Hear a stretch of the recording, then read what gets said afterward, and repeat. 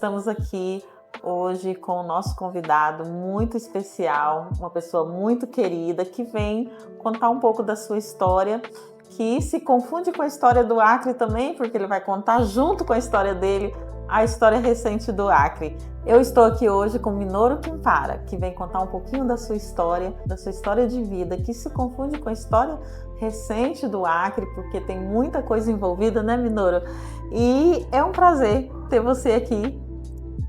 Prazer é meu, Eliane. É uma honra estar aqui com você. Parabéns aqui por esse espaço tão bonito. Eu não sei quantos conseguem ver, mas quem está aqui é um espaço muito bem cuidado, muito bem planejado e conversando com essa simpatia de mulher.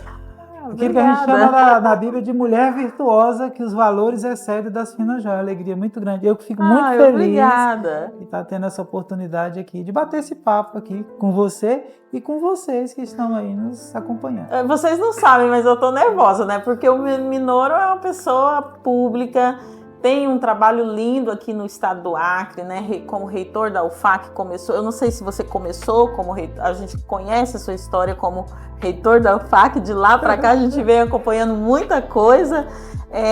Conta um pouquinho dessa trajetória, Minoro. Eu não sou acreano, não tive o privilégio, não tive a honra de nascer no Acre.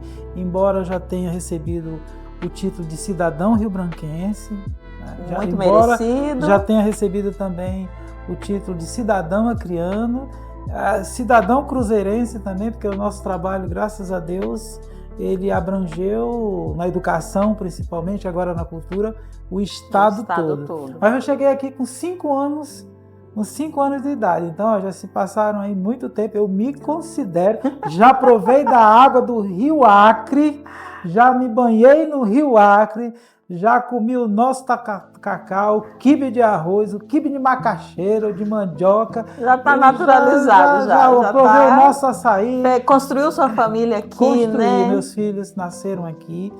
E assim, eu tenho muito orgulho do nosso estado e fico chateado quando alguém fica aqui no Acre falando mal do Acre. Eu já pergunto, o que é que você está fazendo aqui? Por que você não foi embora ainda? Está tomando da nossa água, tomando do nosso tacacá, usufruindo da nossa riqueza cultural, a nossa amizade, porque o acreano, eu já estive em vários países do mundo, e no Brasil a gente praticamente conhece todo o Brasil, e eu posso dizer assim, que nós temos que ter orgulho da nossa história, nós temos que ter orgulho, a gente não tem que se envergonhar, e nós temos que ter orgulho também da nossa forma de ser. O acreano é muito caloroso, e nós somos humanos, e nós somos hospitaleiros e calorosos em todos os sentidos, tanto do ponto de vista da proximidade das relações humanas,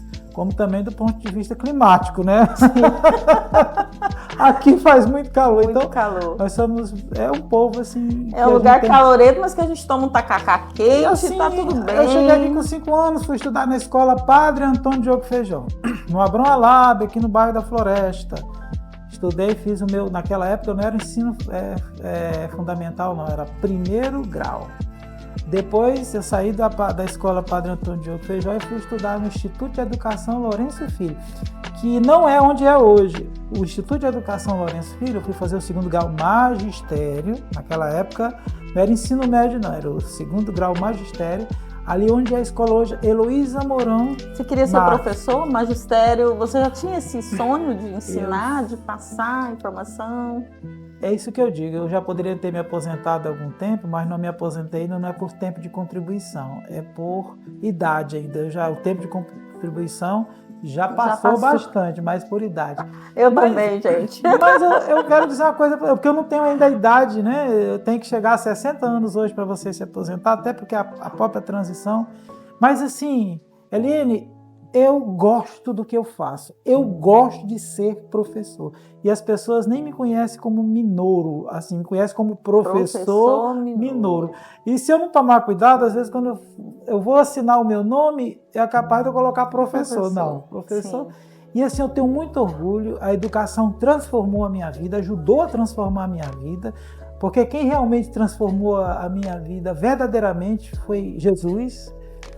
E assim, mas a educação teve um papel fundamental na minha vida. E você repassa isso, você acredita nisso, tanto é que você é professor e você deve acreditar que a educação transforma a vida das pessoas também, das outras, você... Exatamente, Aline, foi por isso que quando a gente esteve à frente da reitoria da universidade, aí eu quero falar da UFAC, porque eu tenho uma gratidão muito grande, não só pelo povo do Acre, mas pela universidade. Foi na universidade que eu fiz 2 cursos superiores, foi a universidade que me deu a oportunidade também de fazer mestrado, né, na Unicamp, doutorado na Unicamp. A UFAC me deu a oportunidade de fazer pós-doutorado na Espanha. Ali eu passei, depois deixei de ser aluno, me tornei professor da Universidade Federal do Acre e tive essas oportunidades. Depois tive a honra e o privilégio de ser reitor por 2 mandatos na Universidade Federal do Acre. Os meus filhos, eu tenho um filho hoje que faz medicina na Universidade Federal do Acre. Eu tenho uma filha que se formou em nutrição pela Universidade Federal do Acre. Eu tenho uma outra filha que fez mestrado na Universidade Federal do Acre. E eu tenho a caçulinha, com 16 anos, fez 15, vai fazer 16 agora, que tem a vontade enorme também de fazer um curso na Universidade Federal do Acre. Então, assim, eu tenho uma gratidão muito grande pelo Acre, pela Universidade Federal do Acre. E hoje... como a educação ajudou a transformar a minha vida, porque o meu pai sempre dizia, as pessoas pensam às vezes, Eliane, que eu nasci em berço de ouro. Eu não nasci em berço de ouro. Eu tive uma infância muito difícil. Eu às vezes falo, as pessoas pensam que eu estou brincando. Na minha infância, eu comecei a ir para a escola, não porque eu gostava de estudar. Eu comecei a ir para a escola por conta da merenda. Olha, eu literalmente era aquele que comecei a ir para a escola pela merenda, pela dificuldade de vida. E mesmo naqueles momentos muito difíceis, meu pai dizia, meu filho, eu não posso te deixar bens materiais, casa, carro, eu posso te deixar terreno, mas uma coisa eu vou lutar para que você tenha a oportunidade de estudar. Porque se você estudar, se você tiver um carro, a pessoa pode te roubar. Se você tiver uma casa, a pessoa pode ir lá tocar fogo e roubar. Se você tiver muito dinheiro no banco, a pessoa... Agora, se você tiver a educação, se você tiver estudo sistematizado, a formação, você pode ter um bom trabalho, lutar para ter um bom trabalho, você pode se formar e pode ter uma vida melhor. Dito e feito, ainda bem que eu escutei os conselhos do meu pai.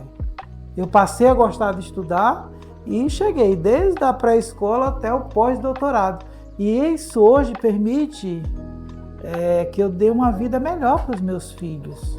Sim. Então a educação ela ajuda. Quando eu fui reitor, nós tivemos uma preocupação de levar cursos para todos os 22 municípios do estado do Acre. Eu tinha uma discussão na universidade mas Minoro, como é que você vai levar curso para Santa Rosa? Como é que você vai levar curso da universidade presencial, né, à distância, do Jordão, para Marechal Thaumaturgo, para Porto Walter?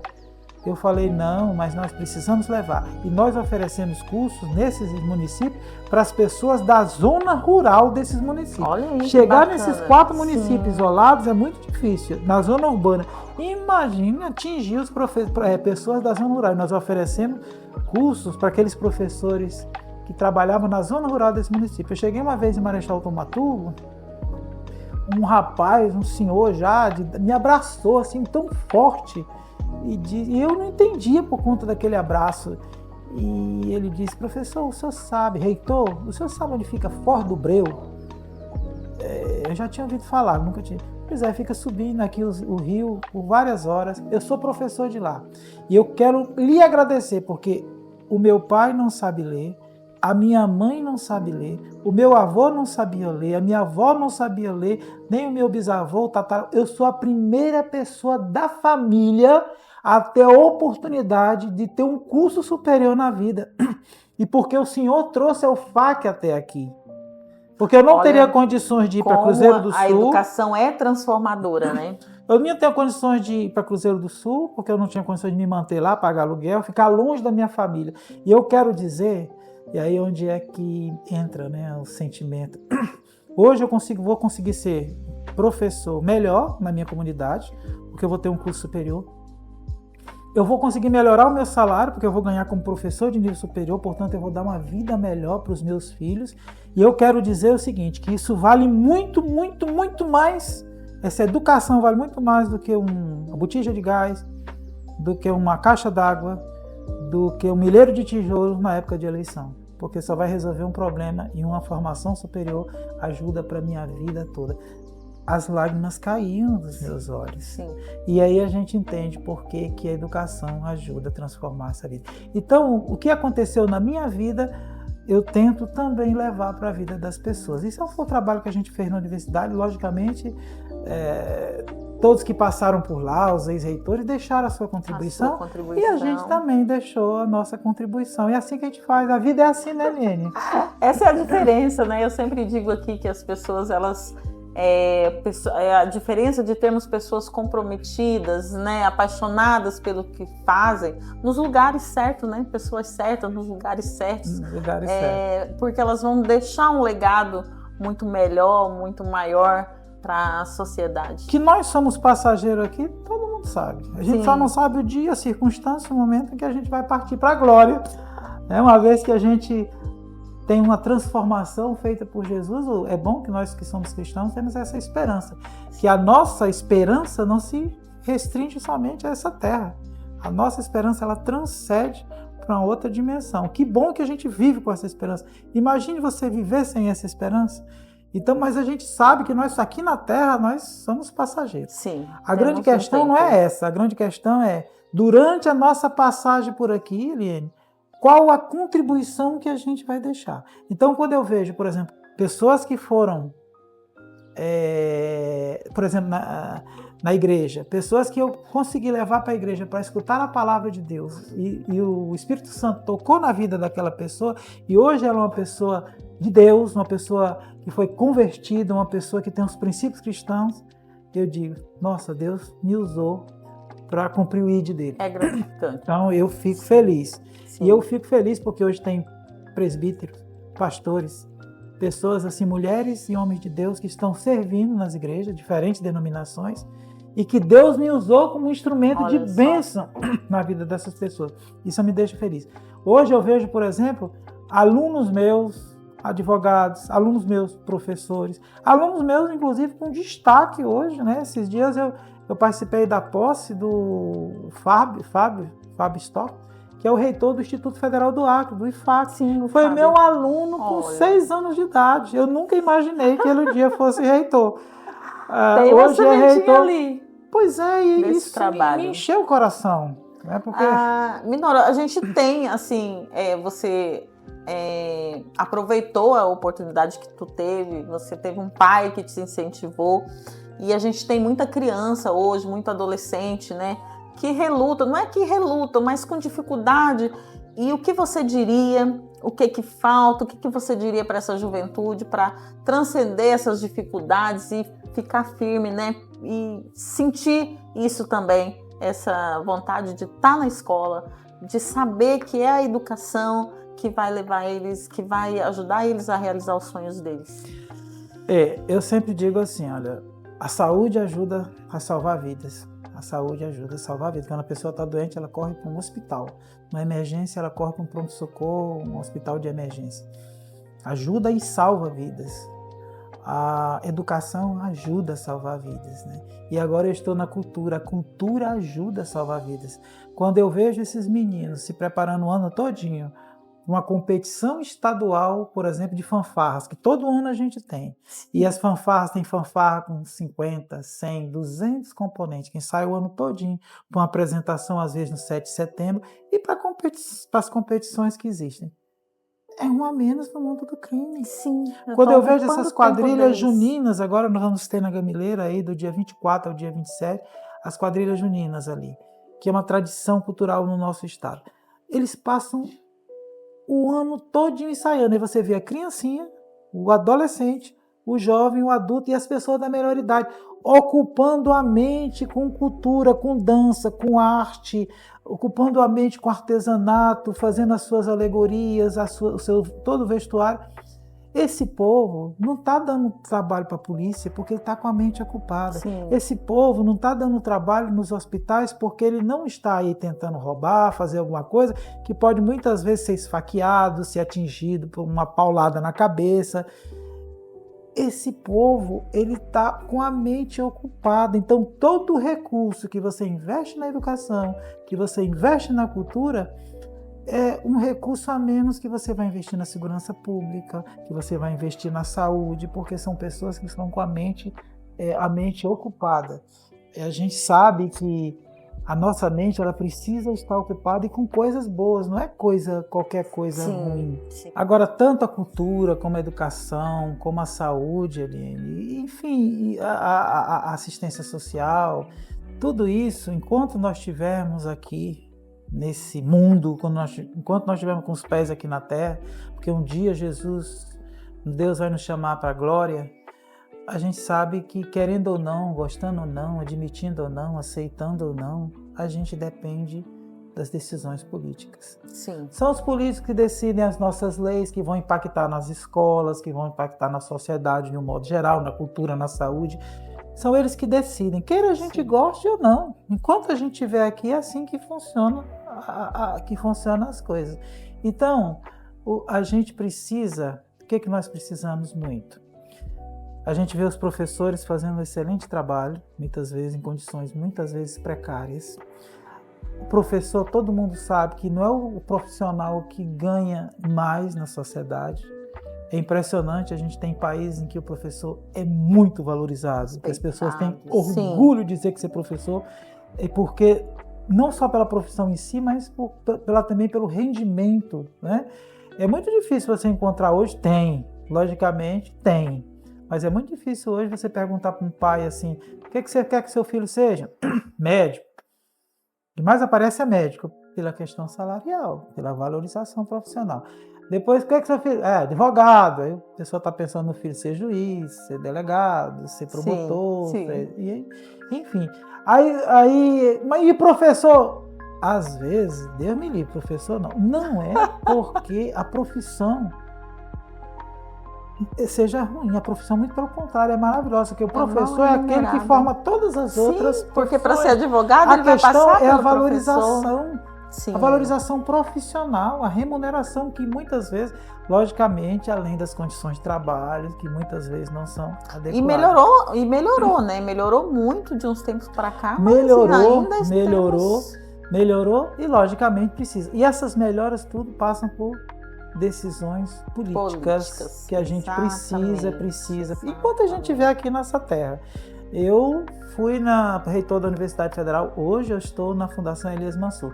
E a gente sabe que a gente quer fazer, tem a maior vontade de fazer, mas a gente precisa de apoio político. Pessoas que entendam a importância da saúde, as pessoas que entendam a importância da cultura, da educação. E assim, gente, a gente tem muitos motivos para desistir. Muitos motivos para desistir. Mas eu, por experiência própria, a gente não pode desistir jamais. As dificuldades vêm, as dificuldades vêm. Mas como eu disse, hoje eu só tenho condições de dar uma vida melhor para os meus filhos. Comecei indo estudar por conta da merenda, aprendi a gostar e graças a Deus eu saí da pré-escola e fiz 2 graduações, aí fiz mestrado e fiz doutorado. A educação ajudou a transformar a vida. Mas quem se forma precisa de trabalho. Sim. Então, é importante o esforço pessoal, mas é importante também o esforço cada vez mais governamental que passa pelo aspecto político. Porque, Eliane, às vezes, já aconteceu, eu quero ir para um lugar, por exemplo, para um aeroporto. E aí eu não quero que a minha esposa vai me deixar. Porque às vezes, você sabe o horário dos nossos voos, né? Naquele horário. Então, eu vou tirar a minha esposa. Eu chamo um Uber.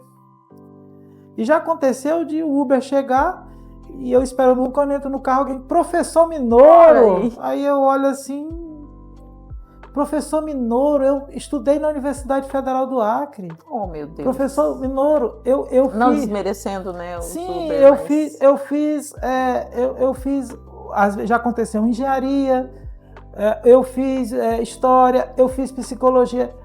E eu digo, e agora, depois na conversa eu digo assim, mas por que você está fazendo, professor?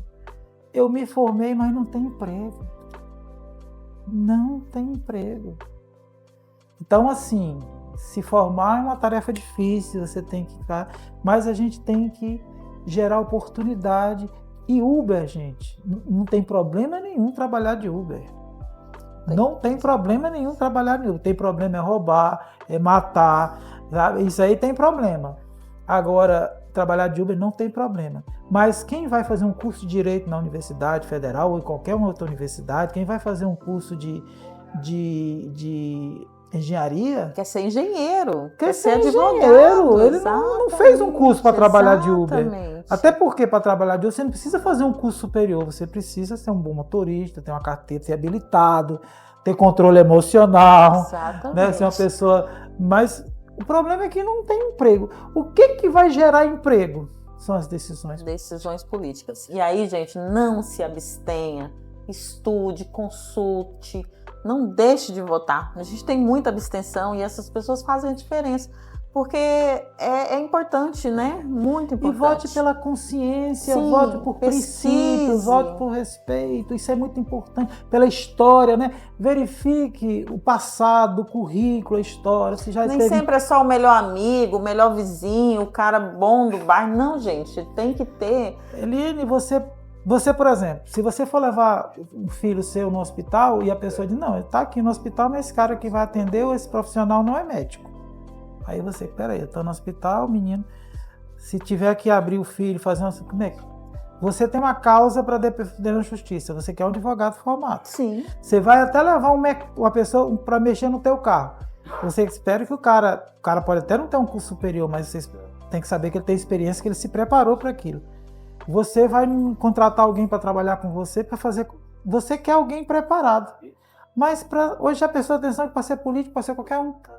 Qualquer um não precisa se preparar, não precisa se formar para exercer um cargo, para exercer função que decide as nossas vidas. Que legisla, né? A gente é pouco exigente. Exatamente. A gente é pouco exigente. Exatamente. Então a educação, a saúde, a segurança, a nossa vida depende.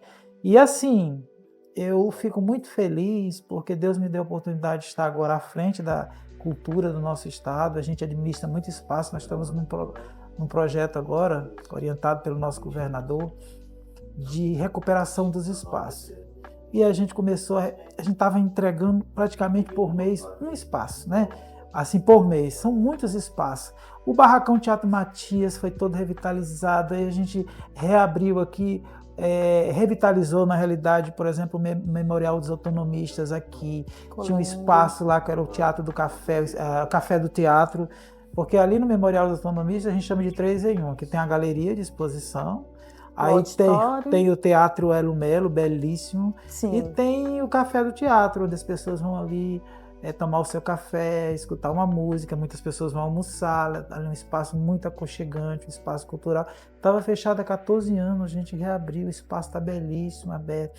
A nossa biblioteca pública, a nossa biblioteca Sandoval é linda, tem um espaço de criança lá maravilhoso, tem vários espaços para as pessoas estudarem e tem a filmoteca na biblioteca que muitas vezes durante a semana tem apresentação de filmes, né? São coisas maravilhosas. A gente reformou todo esse espaço, a gente mexeu no casarão, um espaço também muito maravilhoso. Na parte alta da cidade a gente reabriu, era a Casa de Leitura Chico Mendes, virou espaço cultural para ter várias atividades. E assim a gente fez praticamente no estado todo. Quando eu entrei na FEM, um trabalho que já vinha sendo feito pelo governador, pela equipe da Secretaria de Obras, o nosso governador entregou o Museu dos Povos Acreanos, sim, onde era o antigo Colégio Meta, um espaço também de formação, ali de apresentação. E agora espaços, por exemplo, que estão fechados, estão em reforma, como o Teatrão, teatrão simbólico. Ali aconteceu formaturas, apresentações, palestras, apresentações culturais, artísticas, de toda. O nosso governador, até o final do ano, se Deus quiser, vai estar reabrindo esse espaço tão importante. A Biblioteca da Floresta, ali também, toda sendo revitalizada, um espaço que era devolvido para a nossa população. Linda a Biblioteca da Floresta. Lindo. Em Cruzeiro do Sul, a gente fez uma intervenção no Naus, ficou mais bonito ainda. O Espaço Cordélia Lima, que é um salão cultural de festa para as crianças, de formatura reaberta. A nossa biblioteca também, em Cruzeiro do Sul. Nós estamos reabrindo, tá, em obras, agora o Memorial José Augusto, lá em Cruzeiro do Sul, que tem um teatro bacana. José de Cá, está em obras também. E abrimos espaço no interior, o Museu Chico Mendes, o Museu do Chapuri, em Chapuri, foi reaberto depois de 10 anos. Então, a gente está trabalhando todos, né? O Museu da Borracha também. Se eu for ficar falando aqui, eu vou gastar o tempo todo falando em espaços que estão sendo reabertos e revitalizados. Vamos lá, gente, vamos prestigiar, levar as crianças, levar as visitas, né? A gente, quando vem alguém para o Acre de fora, que vem conhecer, a gente vai nos espaços ali mostrar, a gente fica orgulhoso, né? E ali os espaços são abertos sábado, domingo e feriado, coisa que não se fazia, porque às vezes você trabalha a semana toda. Aí qual o tempo que você tem nos finais de semana? Então, por que não? Nossos espaços de memórias estão abertos no sábado e no domingo, no feriado. Que bacana. Que é quando uma boa parte da população não está trabalhando. Exatamente. E os espaços só ficam bonitos com pessoas. Esses espaços, seguindo a orientação do nosso governador, a gente abre exatamente demonstrando o nosso respeito, o nosso carinho com a nossa identidade, com a nossa cultura, porque são espaços que as pessoas se identificam naquele espaço, tem uma história naquele espaço. E isso aí é um projeto de revitalização que a gente está fazendo. Fora também as leis de incentivo. Olha, nunca, e aqui eu não estou mentindo, até porque ninguém deve mentir, principalmente cristão. nunca na história do Acre nós tivemos tanto dinheiro para a cultura. Nunca. Olha que maravilha. Só da Paulo Gustavo, que foi uma lei que foi criada na pandemia, que foi executada depois da pandemia, só para o governo do estado, que foi administrado pela Fundação Elias Mansur, que foi repassado para os fazedores de cultura, 22 milhões. Fazedores de cultura que era, né, que estavam tão desanimados, né? Eles estavam desmotivados, né? Sem Hoje você já vê apoio. Que tem... Aí depois veio a PNAB, a Política Nacional Aldir Blanc, que também foi uma lei criada na pandemia, que agora ela extrapolou a pandemia até 2027, aí nós temos 18 milhões. Então, ela 22 com 18, 38 milhões. E tem recurso do Fundo Estadual de Cultura, que todo ano são 3 milhões. Então, aí, mais 3 milhões do ano passado, né, do primeiro ano, depois mais 3, 40, né, nós temos aí 46 milhões, só nesse, nunca houve tanto recurso. E esse dinheiro foi colocado à disposição. E está voltando. Está voltando em forma de literatura, em forma de música, em forma de dança, em forma de produção de audiovisual. Aí a gente tem curta-metragem, longa-metragem, documentário, jogos. Então, tudo voltando para a nossa querida população. Porque assim como você investe na educação, quero educação de qualidade porque eu pago imposto. Aí você investe, por exemplo, quer saúde, quero um hospital de qualidade, quero uma saúde porque eu pago imposto. A rua, né? A gente paga IPVA, queremos. O dinheiro que vai para a cultura é do imposto também. Então esse dinheiro tem que voltar para a população que quer mais literatura, que quer mais teatro, que quer mais tudo de bom que a cultura pode oferecer. Minoro, você falou um pouquinho da sua espiritualidade e você tem um diferencial também como gestor da FEM, que é trazer esse público, o gospel, não sei se seria gospel o nome mais técnico, né, para participar também, para ter a sua oportunidade na cultura, né? Eu prefiro agora, por exemplo, nós estamos aí vamos lançar o Festival Estadual da Canção. Aí nós vamos ter música popular, nós vamos ter tanto músicas inéditas, mas também música intérprete. E nós abrimos também um segmento cristão, porque aí envolve você consegue... Nós temos muitas pessoas nas igrejas, nas diferentes igrejas, respeitando... Sim. Que tem... Gente, a música cristã, ela movimenta hoje o mercado. E é uma música mais própria, né? É um segmento. E o cristianismo, de modo geral, está na nossa cultura. Sim. Faz parte da nossa cultura nacional e mundial. Nós temos uma literatura cristã amplamente mundial. Sim. Nós temos músicas cristãs que adquirem o mundo todo. A nossa história, tanto na arte, na cultura, na nossa literatura, tem a presença do cristianismo. Temos muitas cidades do Brasil que levam o nome de personagens cristãs. Tem festas tradicionais aqui no nosso estado, aqui em alguns municípios, que são referência a personagens cristãos, os que têm relação com o cristianismo. Sim. E ainda tem gente que diz, não, mas o cristianismo não é cultura. Como que não é cultura? Se está na nossa literatura, se está na arte, se está no... É uma questão de não excluir, é uma questão de não excluir. Como que não? Não tem como, né? Sim. Né? Então, assim, a gente precisa trabalhar sempre respeitando. Eu estou na FEM, como eu estava na universidade, e a gente abre espaço para todos, com respeito. As pessoas sabem que eu sou cristão, que eu pertenço a uma igreja evangélica, e não é desde agora. Eu tive a experiência maravilhosa de... não foi nem eu que encontrei a Cristo, foi Cristo que me encontrou. Né? Mas alguém teve a preocupação, me falou da palavra, a palavra tocou no meu coração, o Espírito Santo, e transformou a minha vida. Sim. Transformou a minha vida de pensar, a minha maneira de ver o mundo, e me transformou em melhor.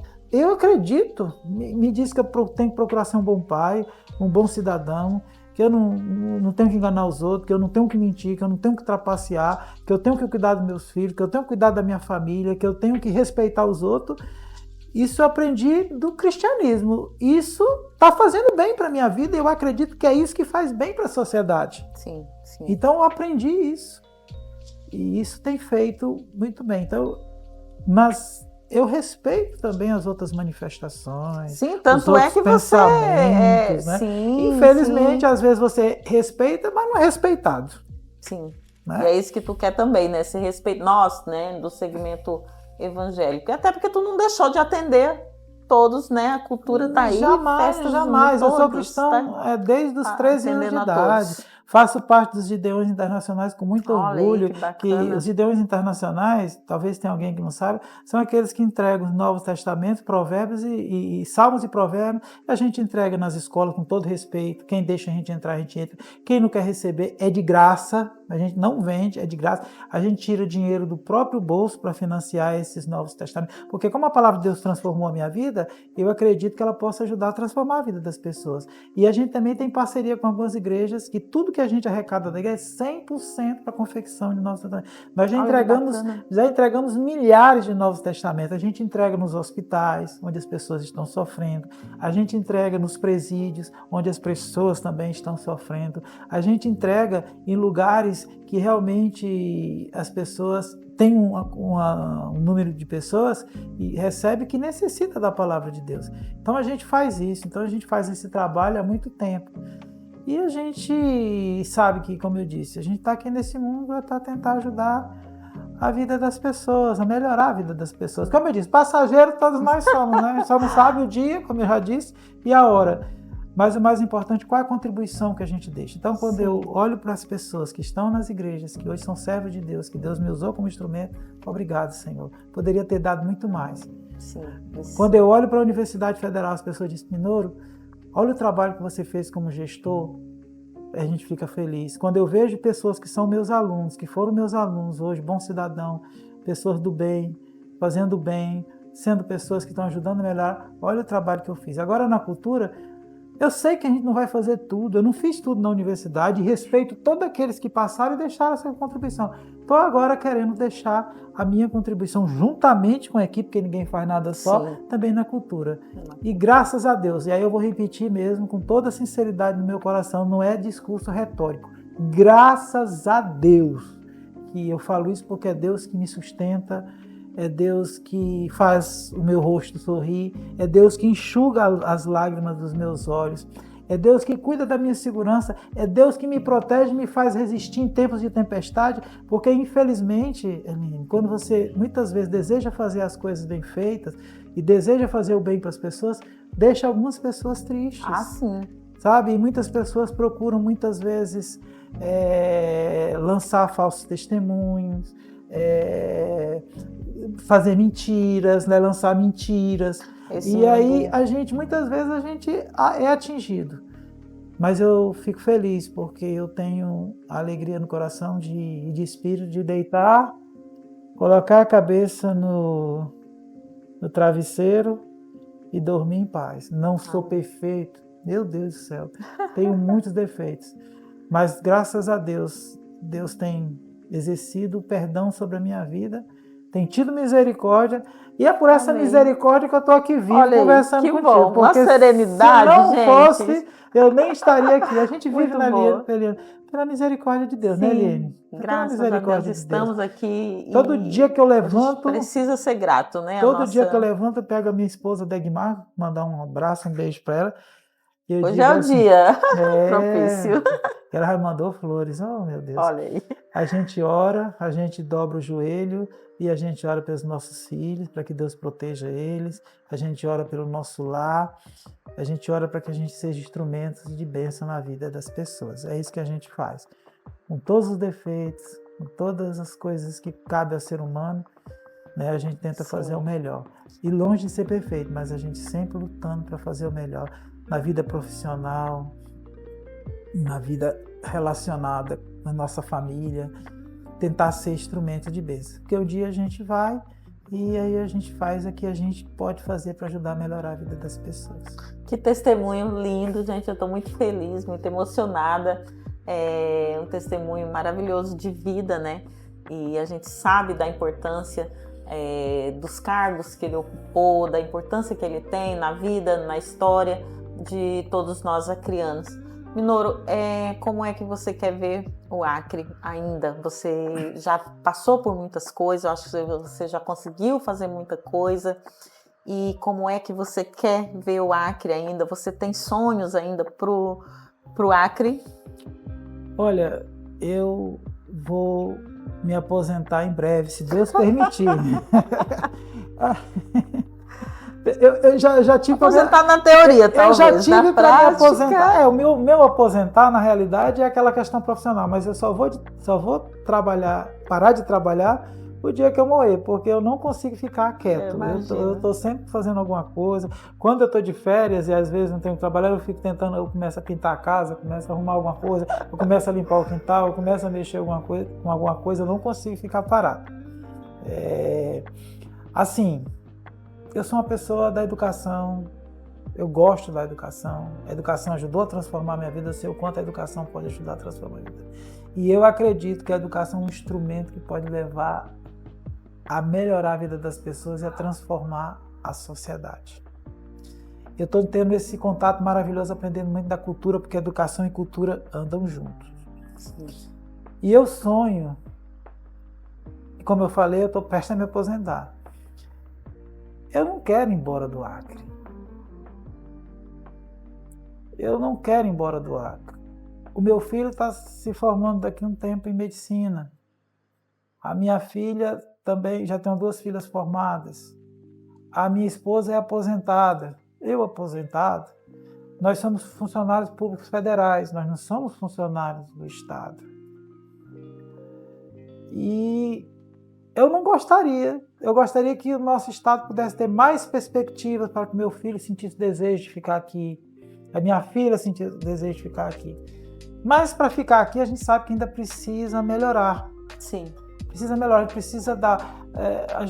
nós vivemos... Eu sei que a violência é uma coisa que atinge o Brasil todo, mas a gente precisa ter uma sociedade mais segura. A gente precisa de oportunidade para os nossos filhos, daqui a pouco para os nossos netos. Então eu sonho com o Acre que possa ser um estado de oportunidades, um estado em que as pessoas digam: vale a pena viver aqui, eu vou me formar e eu vou ter emprego.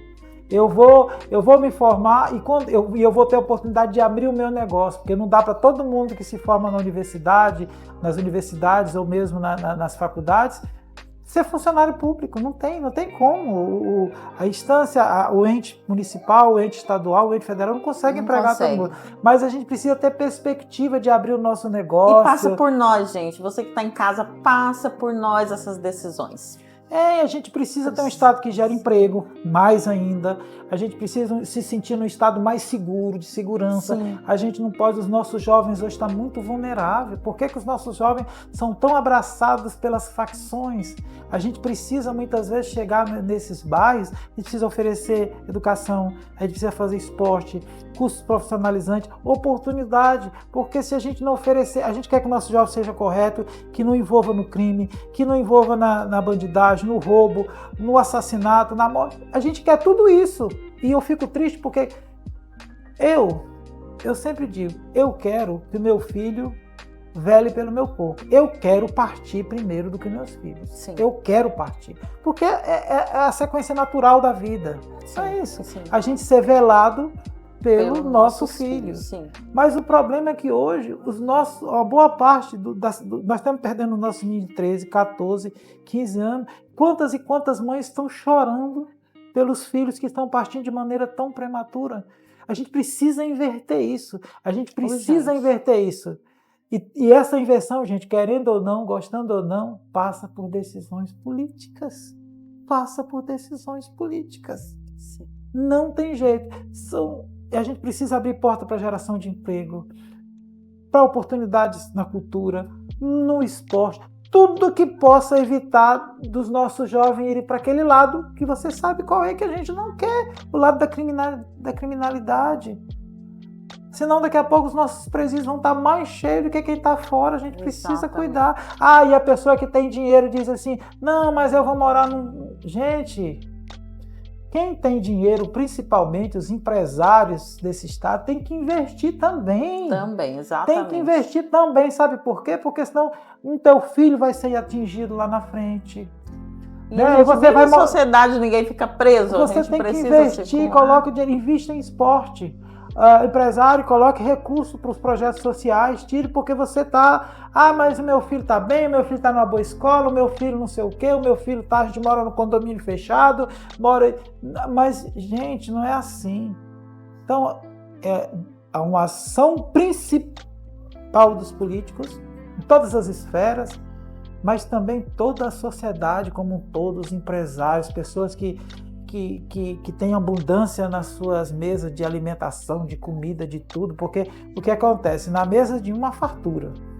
No outro falta. E na mesa de outro não tem nada, as pessoas estão comendo migalhas que tem no chão. E quem está comendo, quem tem muita fartura tem que olhar para quem está comendo as migalhas. Exatamente. Entendendo?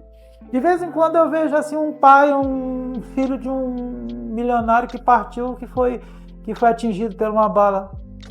Às vezes foi atingido por uma pessoa, muitas vezes que não teve oportunidade na vida, e você não ter, mesmo tendo muito dinheiro. Eu vejo tanta gente assim, investindo para ir para o espaço, em coisas, naves espaciais, Sim, na Lua, umas coisas, não sei quantos bilhões de dólares, o cara não sabe onde colocar dinheiro. Coloque em projetos sociais, coloque na educação, coloque para ajudar. Muita gente precisando ainda do básico, cesta do básica. As pessoas esbanjando dinheiro, não sabem onde colocar tanto dinheiro. Exatamente. Então, assim, a gente precisa que todo mundo se une. E eu penso num acre de oportunidades. A gente tem muitos talentos, a gente tem problemas sérios aí para enfrentar nesse planeta. Você nem tanto, mas quem já passou aí dos 60, dos 70, porque a gente já passou do meio da floresta, né? Sim. Meio da floresta, quando você está entrando na floresta, você entra até o meio. A partir que você passa do meio, você já está saindo da floresta. Mas daqui a um tempo vamos estar partindo. Se Deus quiser, para a glória, isso eu creio. A gente está deixando algumas heranças terríveis para os nossos filhos, para resolver. Nós estamos deixando questões climáticas. Sim. Que a gente está vivendo. Nós deixamos são mais de 70 milhões de pessoas sem pátria, por conta das guerras que a gente tem no mundo. Muitas pessoas que deixaram seus países fugindo da guerra, que não têm pátria, que vivem no mundo. Nós estamos deixando uns problemas sérios hoje, de poluição hoje, grande no nosso planeta. Nós estamos deixando uma herança de criminalidade horrível, muita gente hoje vivendo nas cadeias, nós estamos deixando hoje milhões de pessoas desempregadas no mundo, no nosso país. Nós estamos deixando tudo isso para os nossos filhos. Porque nós vamos para os nossos filhos, para os nossos netos, para os nossos bisnetos. E voltamos de novo na educação. Esses nossos filhos precisam estar preparados para enfrentar... Exatamente, mas eu acredito, por outro lado, na nossa juventude. Sim. Porque nós temos muita gente inteligente, Sim. Nós temos muita gente capaz. E com uma consciência hoje, né? Eu vejo o nosso jovem hoje com uma consciência muito em relação à sustentabilidade, em relação...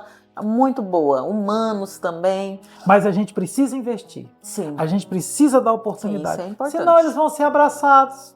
Sim. Pelo crime, Sim. pelas organizações criminosas, vão ser abraçados. Então, assim, a gente precisa cuidar. Quando a gente cuida dessas crianças, desses jovens, a gente está cuidando da gente mesmo. Sim. A gente está cuidando da gente mesmo. Descansar, né? Quando a gente se for, a gente ter a consciência tranquila que a gente fez. Mas vamos acreditar sempre. Deixar o mundo bom para os nossos filhos. É verdade. Essa é a nossa luta. Deixar o mundo bom para os nossos filhos. Deixar a nossa contribuição. É isso, gente. Que conversa maravilhosa. Eu estou muito feliz e quero agradecer muitíssimo, Minoru. Foi um prazer, tá? Venha sempre. Quando puder, dê um abraço na Degmar. Gosto muito dela. É um amor de pessoa. Tô com ela há 27 anos, né? Há 27 anos que a gente, graças a Deus... Tem muito tempo ainda também. Tem muito. É uma pessoa que é uma bênção na minha vida. Boa esposa, uma mulher de Deus, uma boa profissional, uma pessoa assim que tem o meu respeito, o meu carinho, a minha imensa gratidão. Não sei o que seria da nossa vida sem ela no nosso lar. Né? Então a gente fica muito feliz. E é um prazer, um bate-papo contigo, assim, com vocês aí. Para mim foi muito gratificante. Estamos à disposição na Fundação Elias Mansur para que a gente possa fazer um trabalho aí para tentar melhorar a vida das pessoas. Fica aqui aberto o convite para outras vezes que puder vir. Foi um prazer, uma alegria tê-lo aqui. Você aí de casa conheceu um pouquinho mais do Minoru Quintara, que é essa pessoa maravilhosa, altruísta, né? Espiritualizado. Foi uma surpresa para mim e foi muito bom. Muito obrigada a você aí de casa também. Obrigado.